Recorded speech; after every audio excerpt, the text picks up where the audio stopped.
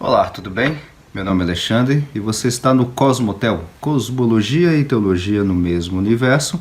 E aqui a gente fala um pouquinho de física, ciências naturais, teologia, obviamente, né? Tudo isso integrado e de maneira relacional. Nós vamos continuar então a nossa conversa que a gente está tendo sobre o livro Mundo Perdido de Adão e Eva. O debate sobre a origem da humanidade e a leitura de Gênesis, do autor John Walton, com participação de N.T. Wright. Tá? Então a gente está conversando justamente sobre esse livro nessa série. E hoje, nesse episódio de hoje, ou nesse episódio de agora, não sei como é que você está ouvindo ou assistindo essa série, mas fique à vontade para acompanhar tudo de uma vez, maratonar ou ouvir em partes, tá? A gente está trabalhando com você com o que seria o equivalente ao capítulo 3, ou a proposição 3 deste livro, que é o nosso assunto de hoje. Gênesis 1 é um relato de origem funcional, não material. Tá? Então, já logo na introdução, justamente como se fosse, porque o John Walton nessa proposição, ele vai dividir esse capítulo, ou essa proposição, em algumas partes, tá?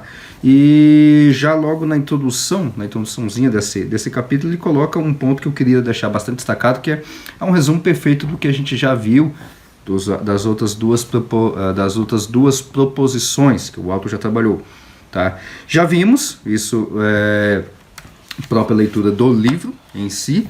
Eu estou justamente na página 33, tá? Dessa edição que eu tenho em português. Já vimos no capítulo 2 que o ponto de partida de Gênesis 1 foi um período em que não havia ordem nem função.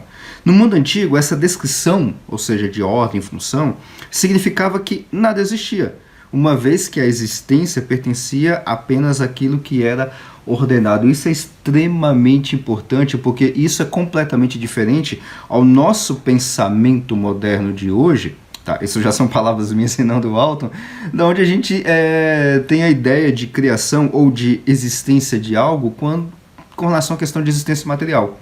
Se eu digo que existe um universo e tudo mais, não importa em qual momento do universo que eu estou falando. Posso estar falando do universo primordial, que é uma época do universo em que não existia estrelas, planetas, galáxias, poeira, seres humanos. Sim, existiu, e na realidade existiu por muito tempo, por milhares de anos. A gente pode chutar aí milhões de anos, né, inclusive, tá? Quando as primeiras estrelas no universo apareceram somente quando o universo tinha na faixa de 50, 80, 100 milhões de anos depois do nascimento do universo. Então o universo passou aí quase com uma centena de milhões de anos sem nada no sentido de estrutura, de planeta, esse tipo de coisa, tá certo? Aqui não. No mundo antigo a coisa é diferente. Se algo não tem uma função ou não tem uma ordem, simplesmente não existe. Não é que não existe no sentido material, é que a existência somente está conectada àquilo que é ordenado. É interessante essa ideia. Nós agora observaremos cada um dos 7 dias para verificar se a ênfase está nos objetos materiais ou em um ambiente ordenado. E é exatamente isso que o Walton vai fazer nessa proposição 3. Na realidade, ele vai trabalhar nessa proposição 3 apenas com os dias de 1 a 6. E nesse episódio eu vou trabalhar menos ainda contigo, apenas dos dias 1 a 5. O dia 6 eu vou deixar para um próximo episódio, porque tem muitos detalhes interessantes ainda dentro da proposição 3, tá? Então esse episódio aqui vai estar em duas partes, proposição 3.1, proposição 3.2, algo mais ou menos assim, tá? Ainda estaremos nesse capítulo porque tem muita coisa interessante nele para a gente poder tratar, tá? Com relação então, já indo para o capítulo, ou podemos chamar de capítulo, né? Capítulo 1 da criação, o dia 1 da criação. A gente pode ter algumas nomenclaturas com relação a isso. Bom, a gente pode chamar de capítulo 1 da criação, né? Esse capítulo, ou esse dia, ou dia 1 da criação, é justamente aquele aonde, vamos dizer assim, Deus vai colocar no princípio criou Deus os céus e a terra era sem forma e vazia, e o Espírito de Deus pairava sobre a face das águas, e haja luz e houve luz, essa coisa toda que acontece no dia 1 ou no dia 1. E aí eu vou justamente puxar novamente aqui, é claro que eu não vou fazer isso constantemente, mas é muito interessante, mais um trechinho na página 34 desse livro do John Walton, que ele vai fazer um resumo do dia 1 de uma forma perfeita, que é exatamente isso aqui. Em vez disso, ou seja, voltando um pouquinho mais, desde o primeiro dia, portanto, preste bastante atenção nisso. O texto de Gênesis, não fala sobre algo material começando a existir. Não tem isso lá no texto de Gênesis, capítulo 1, versículo 1, 2, 3. Não tem. Simplesmente não tem.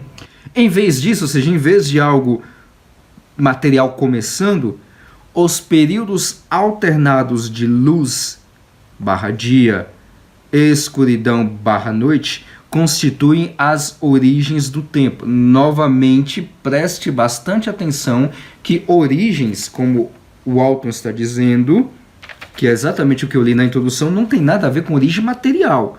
É origem no sentido funcional. Tá? Inclusive esse termo origens que ele vai utilizar aqui em todo o texto aqui, é sempre com esse tipo de pensamento, não com pensamento moderno, mas com pensamento lá do judeu ou lá do povo do Antigo Oriente Próximo. Tá?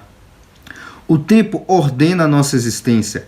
Ele, ou seja, o tempo é uma função, não um objeto material. Então, resumindo a história, se você pegar justamente o texto bíblico lá de Gênesis capítulo 1, os primeiros versículos, deixa eu pegar aqui para você, para a gente poder ter uma ideia. No princípio criou Deus o céu e a terra, o versículo 1, versículo 2. E a terra era sem forma e vazia. Veja que não está falando como é que Deus criou a terra. Não tem isso. E havia trevas sobre a face das águas, sobre a face do abismo, e o Espírito de Deus se movia sobre a face das águas. E disse Deus, haja luz, e houve luz. E viu Deus que era boa a luz, e fez separação entre luz e as trevas. E Deus chamou a luz dia, e as trevas chamou noite. E foi à tarde, amanhã, o dia primeiro. Só isso. Nada mais e nada menos. Ou seja, a Terra já existia, ou qualquer coisa do tipo. Obviamente, você que já é leitor das colunas do Cosmotel já sabe do que eu estou falando nessa questão de literatura bíblica, de Gênesis e tudo mais. Então, resumindo a história, o dia 1 não tem nada a ver com relação à questão de origem material. E, obviamente, uma das grandes discussões, pelo menos até esse momento que eu estou falando com você, ainda persiste uma das grandes discussões, que é a questão sobre a natureza do tempo, e aí eu estou falando agora como um físico, não está muito bem definido. A gente trabalha com tempo, a gente coloca lá um T nas equações e vambora, T menos T e vambora. Esse tempo pode ser negativo, positivo, a gente não está... No meu caso, como físico teórico, eu não estou nem aí se o tempo vai para trás ou vai para frente. Vamos colocar T aí, ou menos T. Você falou, pode ter esse negócio pode ser negativo, positivo, mas o que é isso na essência? O que é isso na parte experimental? É uma grande discussão. Não temos ainda isso definido do ponto de vista físico. Então, John Walton justamente está falando que tempo, é uma função, não um objeto material. Pelo menos a gente não detectou a partícula quântica, eu vou falar com um pouquinho de pleonasmo aqui, a partícula quântica do tempo, não temos isso, tá? E não vamos ter isso, tá? Eu vou ser um pouquinho mais fervoroso na minha fé de físico, não vamos ter partícula do tempo, tá? Então, tem uma discussão bastante interessante com relação à questão do tempo aqui. Então, no dia 1º, ou no dia 1 da criação, é justamente a questão, resumindo a história, a questão de períodos alternados de luz e noite e tudo mais, é a questão da ordenação da existência ou da natureza, que a gente pode tocar isso para essa ordenação de tempo. Tá certo? Dia 2, então, John Walton, eu vou ler aqui novamente um outro pedacinho que faz um resumo maravilhoso desse dia todo que aconteceu, tá? Você pode acompanhar no seu texto bíblico aí. Obviamente eu não vou ler o texto bíblico. Você pode estar com a sua Bíblia aí em mãos. Eu estou utilizando a versão Almeida Corrigida Fiel, tá? A versão online. Você pode procurar aí em bibliaonline.com.br/A de Almeida, C de Corrigida, F de Fiel, tá? E ali você pode acompanhar. Eu estou usando essa versão em português. Ela é muito boa para esse propósito que a gente está utilizando. Então, o dia 2 da criação, dessa semana da criação, lendo um pedacinho do trecho ainda na página 34, vai dizer o seguinte: Deus efetivou essa separação, ou seja, tem uma separação de águas que justamente vai acontecer no verso 6 do capítulo 1, e disse Deus, haja uma expansão no meio das águas e haja separação entre águas e águas, do versículo 6 do capítulo 1 de Gênesis. Deus efetivou essa separação de águas por meio do Raquia. Eu não sei pronunciar hebraico, nem a transliteração e tudo mais, então eu vou chamar de Raquia, tá? Não sei se é Raquia, alguma coisa do tipo, mas no livro você pode ler melhor, tá? Se você souber hebraico, pode me corrigir sem nenhum problema, tá? Então eu vou chamar de Raquia. Deus efetivou essa separação de águas por meio do Raquia. E aí ele explica essa tradução, que nós temos essa tradução em português de diversas formas. Abóboda, expansão, firmamento, nessa Bíblia que eu tenho aqui, chama de expansão, tá? Em meados do 2º milênio antes de Cristo, tal termo, esse Raquia, constantemente significava um céu sólido, uma coisa rígida, que continha chuva. Ou seja, o Raquia seria alguma coisa do tipo sólido, bastante duro e que segura as águas da chuva. Quando se tornou amplamente aceito que o céu não era sólido, começou a surgir outras traduções que ficavam mais ou menos nos níveis inferiores da atmosfera, utilizando termos não técnicos como expansão, que já é essa versão que eu tenho aqui, ou abóbada. Qual que é a ideia aqui então? No dia 2, então, Deus está criando, vamos colocar assim, dentro da narrativa mitopoética, tá? Que é esse Gênesis capítulo 1 aqui, da questão da criação. Deus fez essa separação das águas por meio do Raquia, desse Raquia. E o que é isso? O que eles interpretavam por isso? Inclusive tem um texto, eu não vou lembrar agora de cabeça, acabei de lembrar isso, se não me engano acho que em Isaías, acho que é em Isaías, que é como Isaías, eu lembro que em Salmos também tem, que o céu está como se fosse um escudo ou algo de bronze. É justamente esse conceito que eles tinham de alguma coisa sólida, tá? É justamente essa ideia aqui do Raquia, que está traduzido para nós como a expansão. Ou seja, tinha uma ideia inicial de um céu sólido. Quando viu que o negócio não era muito bem sólido, não era tão sólido desse jeito, então o negócio é um pouquinho mais maleável e está um pouquinho mais perto do que nós podemos chamar de atmosfera, esse negócio assim meio gasoso, alguma coisa desse tipo. Essa é a ideia. Inclusive, no post aqui para você que está assistindo no YouTube, eu vou deixar um link de um artigo que eu escrevi no Cosmotel, e lá vai ter uma figura. A minha recomendação é sempre leia o texto de Gênesis capítulo 1 com essa figura do lado, impressa, dentro da sua Bíblia, do jeito que você quiser. Sempre tem essa figura em mãos, tá? Ela é essencial para você visualizar o texto de Gênesis capítulo 1. E não se assuste, porque lá a descrição está justamente como que Moisés e os povos antigos viam a terra. Uma terra plana, daquela época, não é a terra plana de hoje, tá? É bom fazer esse disclaimer sempre. Não é a terra plana de hoje, é a terra plana antiga. Como é que os povos, Moisés via a terra naquela época? Então é uma terra plana, onde você tem os pilares ou as colunas da terra, o Sheol, que é simplesmente um lugar de sepultura, onde os mortos estão mortos, ou estão enterrados, vamos dizer assim, tá? Que depois, isso na cultura judaica, né? Porque depois na cultura grega, tem um negócio um pouquinho mais complicado aí, seria o equivalente, não é, mas seria o equivalente àquela região chamada de Hades, ou que nós conhecemos como tradução em latim, que vem para o português, inferno. Mas não tem nada a ver de almas que vão para o inferno, não. Isso é outra história, tá? Não tem nada a ver uma coisa com a outra.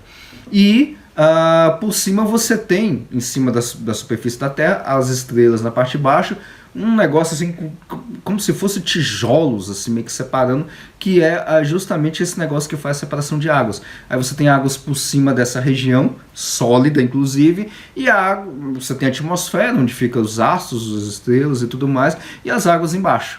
Esse negócio que fica em cima, que parece uns tijolinhos, tem uns negocinhos que parecem umas comportas. É justamente o Raquia. De vez em quando esse negócio se abre e cai água que está acima da expansão, que é o que nós chamamos de chuva.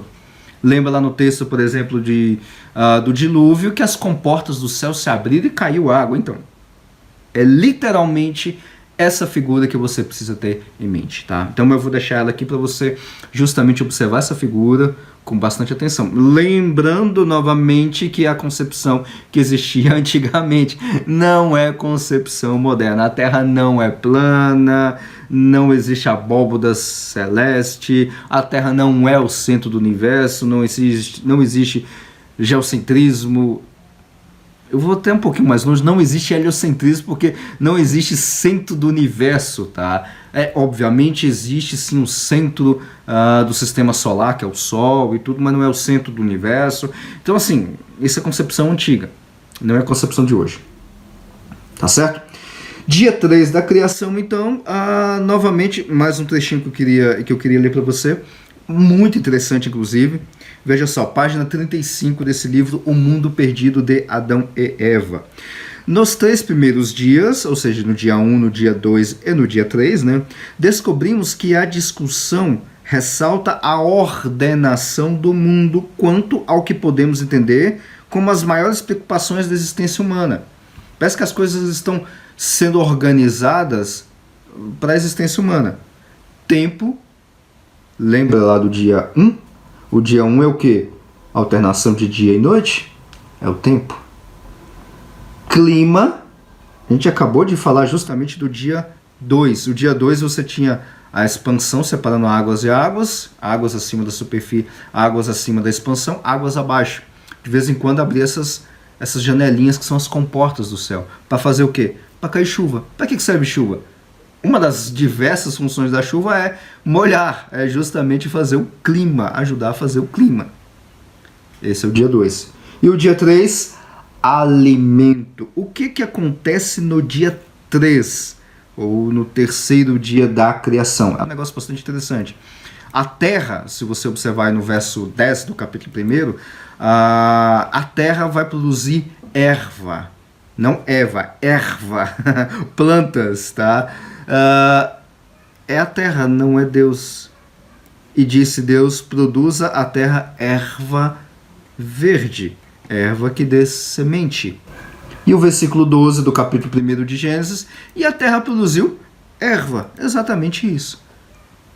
Ou seja, a terra produz o alimento, a parte terrestre da vida, tá certo? Então é justamente isso que acontece no terceiro dia, ou apenas isso, entre aspas, que acontece no terceiro dia, tá? Então nós temos justamente aí, até agora, no dia 1, no dia 2 e dia 3, não temos criação material. Nós temos criação de funções, vamos dizer assim, de organização. A gente tem um tempo, a gente tem a questão do clima e agora produção, que a própria terra vai produzir alimento, ou seja, justamente a questão de comida para o ser humano, que ainda não está aqui no meio do pacote ainda, tá?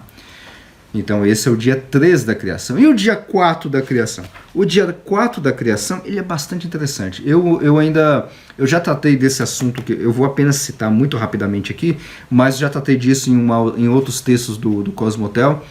Talvez aqui mais para frente eu possa até gravar algum episódio e tudo mais, apenas para falar dessa questão de astrologia do mundo antigo, tá? A astrologia do mundo antigo, no sentido que eu quero colocar aqui, não é a astrologia moderna que você abre aí nos jornais e tudo mais. Qual que é o meu signo de hoje? Ou como é que vai ser a minha semana? Não, isso aí é besterol. Se colocar quântico, é besterol quântico do mesmo jeito, tá? Não, estou falando de astrologia no sentido de crença que os povos antigos tinham de astros do céu, que eram ações dos deuses ou até os próprios deuses. E vai entrar aqui justamente no 4º dia. Mas vamos lá, o que acontece no 4º dia? Novamente um pequeno trecho do livro, na página 36, ele vai dizer assim, o Alton vai dizer justamente o seguinte: precisamos continuar nossa investigação sobre a existência de origens materiais no que diz respeito aos funcionários, porque aqui o que dá a ideia aqui nessa questão de criação de funções é justamente de criação de funcionários, os que vão fazer as funções dos dias. Tinha a terra, aí qual que é a função da terra? Produzir alimento. E aqui no 4º dia? No 4º dia a gente vai ter um negócio interessante. A primeira observação a se fazer, e eu estou justamente no quarto dia, é que as pessoas do mundo antigo não compreendiam o Sol, a Lua e as estrelas como elementos materiais. Nós sabemos hoje em dia que o Sol, a Lua e as estrelas são compostos de átomos e tudo mais. O Sol, por exemplo, é uma grande bola de fogo. Não tem nada de bola de fogo. O Sol é uma grande bola de gás, vamos dizer assim, comprimida, e a sua compressão é tão grande que essa grande bola começa a fazer fusão nuclear, começa a fundir elementos químicos, e nessa fusão nuclear, análogo, parecido com a fissão nuclear, né, igual a gente tem bombas, inclusive nós temos bombas de fusão nuclear, você tem uma eliminação muito grande, uma ejeção muito grande de energia, de calor, de radiação. O que é isso do Sol? É esse negócio que a gente tem durante o dia, quando a gente sai no Sol e começa a dar uma esquentada na pele. Então, é radiação da fusão de elementos químicos lá no Sol.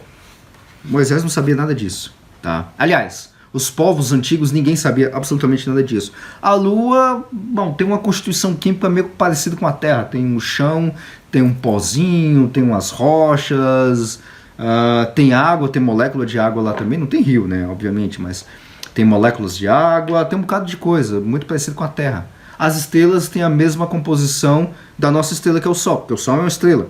Então, sim, nós vemos estrela durante o dia, o Sol, tá certo? Então, só que os povos antigos não tinham noção nenhuma de que esses negócios, essas coisas que a gente vê no céu, são elementos materiais, ou são construídos de elementos materiais. Os israelitas, continuando com o Alton, acreditavam que esses astros, eram exatamente aquilo que o texto os denomina, o texto bíblico. Luminares, não objetos materiais que produzem ou refletem luz, não, são luminares. Para as outras nações do mundo antigo, com exceção de Israel, obviamente, né, eles também eram deuses. Ninguém sabia que o Sol é uma bola em chamas ou que a Lua é uma rocha que orbita e que reflete a luz solar. Então observe que os israelitas, obviamente, eles não acreditavam que os astros eram deuses, e sim exatamente como está literalmente escrito no texto. Luminar, para iluminar maior, que é o Sol, e o luminar menor, que é a Lua. Mas tá nada de emissão de luz ou qualquer coisa do tipo, não, isso é um conceito muito tempo depois. Mas eram objetos criados por Deus. Essa é a concepção que os israelitas tinham. Para os outros povos, egípcios, sumérios, babilônicos, não é só isso.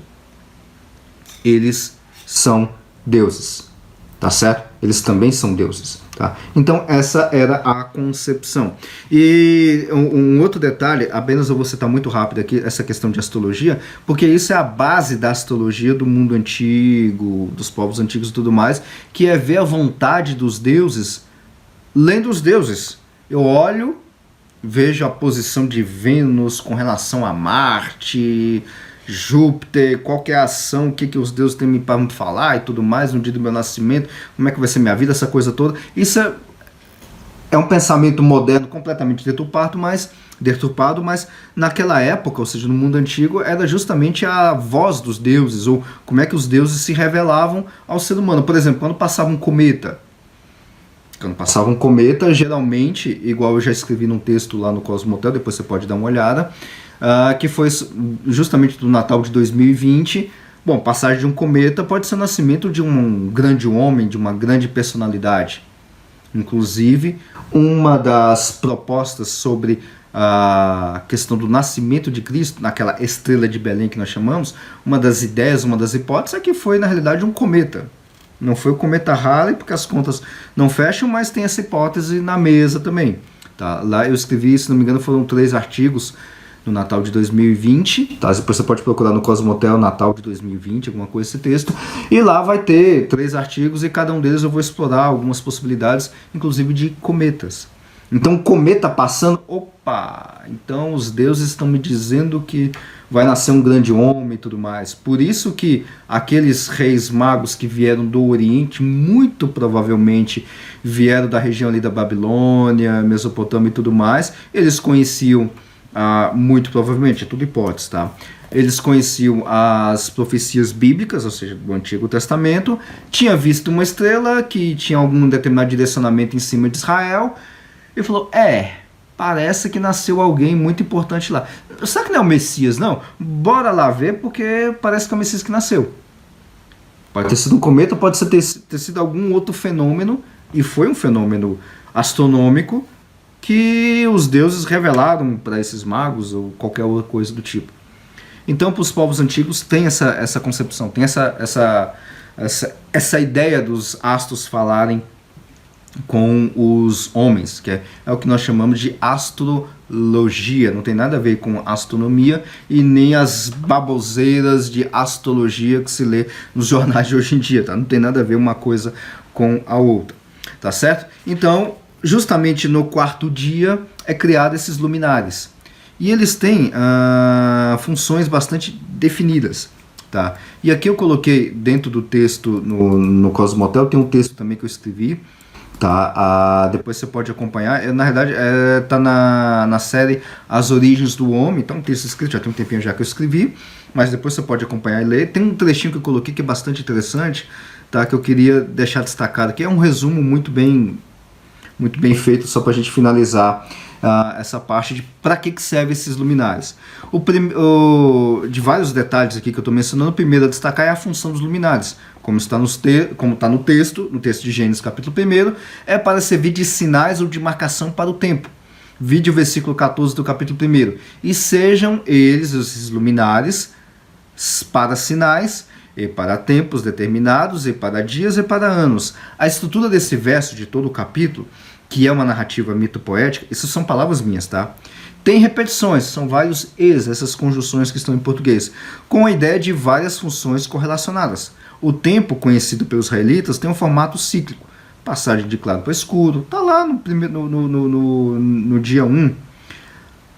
Repetição dessa passagem com aparecimento parcial, total e desaparecimento da lua, caracterizando as semanas e meses. E, por fim, repetição de tudo isso, ou seja, desses dias, semanas e meses, em períodos muito mais longos, que é o que nós chamamos de anos. Ou seja, veja que esses astros têm a função de fazer marcação de tempo. Porque eu tenho a função do tempo, mas dia e noite, só isso. Não, eu quero fazer uma marcação um pouquinho mais, um reloginho um pouquinho mais natural. Bom, então agora tem os astros, que eu consigo só olhar para eles e ver a questão de qual período do ano que eu tô, tá na seca, tá na época de plantar batata ou colher mandioca? Os dois, não sei, vamos ver como é que tá o tempo. Então eu consigo ver uma ciclicidade temporal, ou seja, justamente olhando no tempo, olhando para os astros, mas tá na lua cheia. Que é bom cortar o cabelo? Não tem nada a ver uma coisa com a outra. As mulheres aí, será que dá para dar uma parada nas pontas? Será que o cabelo vai ficar muito cheio? Não tem nada a ver uma coisa com a outra. E ter bebê, é bom ter bebê na época do lua cheia? Ou melhor na lua crescente, que o bebê cresce? Também não tem nada a ver com relação a essas coisas, mas são coisas que as pessoas tinham de crença justamente por causa dessa ciclicidade. Mas com relação à questão de plantação, sim. Tá, isso aí a gente utiliza bastante hoje em dia. As marés, quem mora na beira de praia e tudo mais, conhece perfeitamente a questão de marés, a ciclicidade das marés e tudo mais, tá? Isso, inclusive, é importante saber disso quando for conhecer a praia. O detalhe que eu quero destacar aqui por último é, veja que isso serve para Israel como marcação de tempo. E para os outros povos? Isso aqui é importantíssimo. Para os outros povos é a ação de Deus. Então, para Israel não tem Deus na jogada. E mais, aqui como um texto apologético, Deus, entre aspas, esqueceu de criar essas marcações. Poderia ter criado lá no dia 1, né? Por que não fez? Só foi criar no dia 4. Porque Deus fez o luminar maior, o luminar menor e fez as estrelas. E só, o texto não fala mais nada. O que aconteceu depois? Não, simplesmente não fala mais nada. Por que Deus não fez isso no dia 1? É que Deus, entre aspas, esqueceu de fazer isso. A astrologia é tão importante para os povos antigos que Deus esqueci de fazer. Não é importante não. Quem governa a sua vida não são os astros, é o próprio Deus. Essa é mais ou menos a tônica ou a ideia meio que por trás de por que Deus fez os astros apenas os astros, estrelas e tudo mais, apenas no dia 4 e não no dia 1. Porque ele, entre aspas, esqueceu, justamente para colocar dentro da cabeça do homem que isso não tem importância alguma na questão do guia para a vida dele. Tá certo? Dia 5, então, praticamente já finalizando a nossa conversa, tem um detalhe que eu queria colocar aqui. Deixa eu só pegar aqui. Ah, sim, tá aqui. Dentro do texto eu coloquei alguns pontos. Eu queria apenas destacar esses pontos dentro do texto que eu coloquei lá no site, lá no Cosmotel, tá? Não é leitura justamente do livro aqui. Esse é um dia literalmente cheio de vida e há milhares de destaques que podemos apontar nesses poucos versos, versículo 20 a 23 do capítulo 1 de Gênesis. Começando de forma análoga ao dia 4, quem produz vida são as águas. Agora no dia 4 quem está produzindo vida é a água. Não é a terra mais, agora a vida vai lá para as águas. Além da vida marinha, outro local geográfico que é povoado nesse quinto dia é a expansão, as aves. As aves também agora começam a povoar a expansão, justamente essa atmosfera, vamos chamar assim. Assim como nos outros 4 dias, a ideia aqui não é de criação material. No 4 dia também a gente vê que não tem criação material nenhuma, tá? E sim de função. Inclusive algumas pessoas interpretam esses dias do dia 1 ao dia 3 da criação como se fosse uma criação de espaço e os dias 4 a 6 como se fosse um preenchimento desse espaço, ou seja, os atores desses dias, tá? E aqui tem um outro destaque que eu queria fazer para você, é justamente na palavra hebraica bará, que é a questão de, no princípio criou Deus os céus e a terra, tá lá no versículo 1. Bereshit bará Elohim. O bará Elohim, no princípio, criou Deus. Esse bará que tem lá, só aparece lá no versículo 1 e depois vai aparecer apenas agora no quinto dia da criação, justamente no versículo 21. E essa expressão bará, como a gente já trabalhou, ela tem uma ideia, tem um sentido de ordem, ordenar, organizar, arrumar algo. E aí o Walter ele vai puxar atenção também pro verbo azar, ou azam, eu não sei falar em hebraico, e esse outro verbo, que também vai aparecer aqui, ele já dá uma ideia de um pouquinho diferente do bará, que é no sentido de fazer, no sentido de manipular. E alguns intérpretes, como o Alto coloca aqui, colocam que bará, você tem um bará e tem um azar, ou azam. E o azar seria o braço executor do bará. Eu achei isso muito interessante. Isso é claro dentro dos verbos lá no hebraico. Um outro ponto aqui, um segundo ponto que eu queria destacar justamente desse dia 5, é a questão do conforme a sua espécie. Bom, não tem nada a ver essa questão de conforme a sua espécie como nós utilizamos hoje na biologia. A espécie humana é Homo sapiens. Não, o texto aqui não está com taxonomia de Linneu na cabeça. Não tem nada a ver isso, tá? A frase, e aí o Walton coloca isso na página 37, a frase de acordo com a sua espécie é uma afirmação de como a ordem reina na maneira que as criaturas se reproduzem. Tubarões dão à luz a tubarões, não a caranguejos. Veja que apesar de que você tem várias espécies de tubarões, ali você tem uma classificação meio que geral.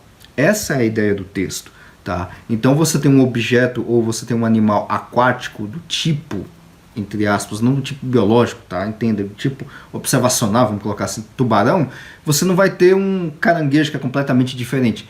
Essa é a ideia de conforme a sua espécie que está aqui no texto do dia 5. E um último detalhe que eu queria puxar para a gente já finalizar, no dia 5, é a questão da fecundidade, ou a bênção da fecundidade, tá? Por último, aqui palavras minhas, algo muito diferente é feito no verso 22 do capítulo 1 de Gênesis. A bênção da multiplicação para os animais, é justamente a bênção da fecundidade. Deus organiza o cosmo inteiro, desde o verso 2 do capítulo 1 de Gênesis, para funcionar da forma, ou de um certo formato independente. Ou seja, o cosmo para ele mesmo, com as leis físicas regendo tudo. Não tem ser humano aqui ainda, tá? Ser humano é no 6º dia. Isso é diferente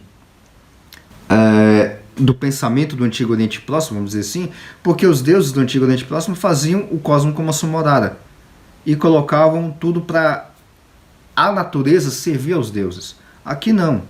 Aqui, inclusive os homens, em outros mitos, por exemplo, Gilgamesh, Atrahasis e tudo mais, os homens são uma espécie de trabalhadores dos deuses. Aqui não. Aqui Deus cria a coisa para meio que ela funcionar, com leis muito bem definidas e tudo mais, mas não é para servir a Deus no sentido dos deuses do Antigo Oriente Próximo. Tá? Aqui é justamente diferente. Ou seja, aqui é justamente para todo mundo ter subsistência, que é o que a gente vai ver no dia 6 da criação. Ou seja, subsistência no sentido de produção de alimentos e tudo mais, que é o que vai ter para o ser humano. Tá certo? Bom, o que eu tinha então preparado para você agora é a questão dos dias 1, 2, 3, 4 e 5 da criação. No próximo episódio a gente vai falar apenas do dia 6 e aí a gente finaliza a proposição 3. Gênesis 1 é um relato de origem funcional desse livro e não material, desse livro Mundo Perdido de Adão e Eva, o debate sobre a origem da humanidade e a leitura de Gênesis, do John Walton. Tá? Então, no próximo episódio, a gente vai trabalhar justamente e apenas o dia 6 da criação. Vai ser, porque tem bastante coisa, tem umas coisas que eu queria puxar um pouquinho mais de detalhes lá. Então, eu preparei um episódio exclusivo apenas para o dia 6 da criação, ainda dentro da proposição 3. Tá? Espero que você tenha gostado de toda essa conversa que a gente está tendo. Se você está assistindo pelo YouTube, bom, se inscreva no canal, essa coisa toda que tem nesse pacote do YouTube, deixa o like, compartilhe também. Se você está ouvindo pelo podcast, manda no grupo da igreja, no grupo da família, dos amigos e tudo mais. Olha que negócio interessante, o que vocês acham disso? E aí compartilhe com eles, deixe comentários ou aqui no YouTube, ou entre em contato comigo para a gente poder trocar mais algumas ideias, tá? E até a próxima!